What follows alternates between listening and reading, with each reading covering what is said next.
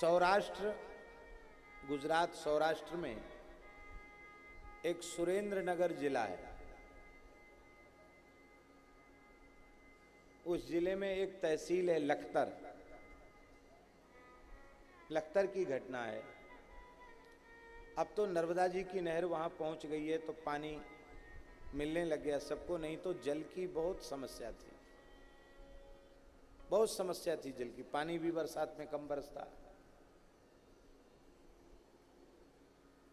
तो उस लखतर शहर में बड़ा कस्बा है, तहसील है, तो उसमें एक ब्राह्मण देवता का कुआं, वो कुआं में ही जल मीठा था, पूरा शहर नगर उसी से पानी भरता था।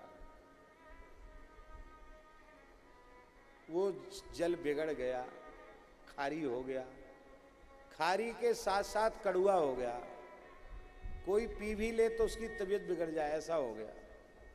कुल्ला करने लायक जल नहीं रहा कुआं का।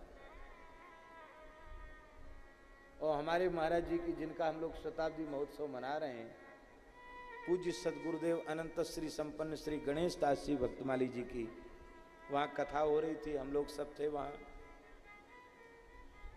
तो महाराज जी ने सबरी जी का चरित्र कहा, तो वो पंडित जी अभी भी हैं, वो ब्राह्मण देवता। उन्होंने मन में सोचा कि जब सबरी के चरण रज से सरोवर का जल शुद्ध हो गया, तो महाराज जी भी उच्च कोटि के संत हैं, इनके चरण जल से हमारे कुआं का भी शुद्धिकरण हो ही जाएगा।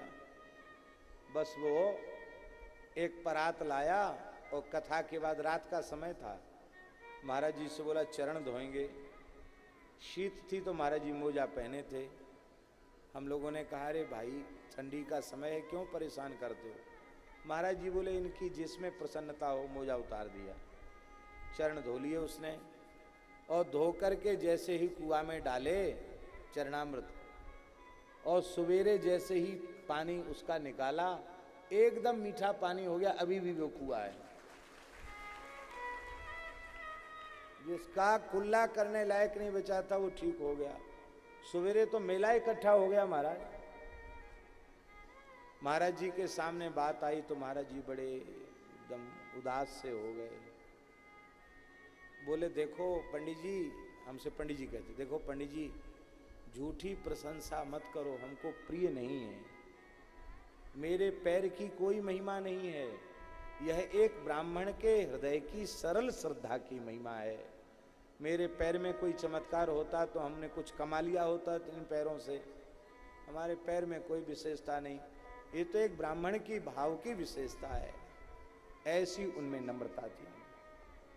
तो भैया हमारे पुराणों में, इतिहास में जो कुछ लिखा वो झूठ नहीं है, सत्य है। आज भी ऐसी घटनाएं घट जाती हैं।